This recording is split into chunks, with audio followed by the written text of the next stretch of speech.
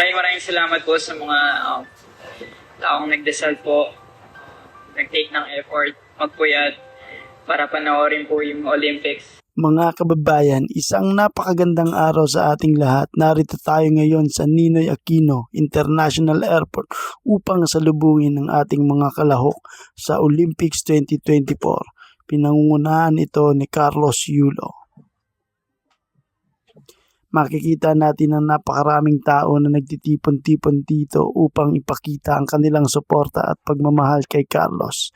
Talagang nakaka-proud maging Pilipino. Maraming salamat po sa mga taong nagdasal po, nag-take ng effort, magpuyat para panoorin po yung Olympics at masaksihan po yung mga pinag-trainingan po namin ng mga atletang Pilipino. At narito na nga mga kababayan, si Carlos Yulo, ang ating Olympic gold medalist.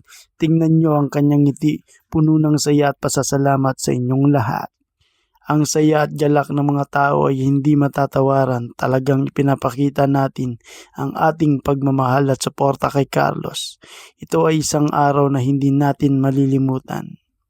At dyan nagtatapos ang ating vlog para sa araw na ito mga kaibigan. Huwag kalimutang mag-subscribe at i-click ang notification bell para updated kayo sa mga susunod naming videos.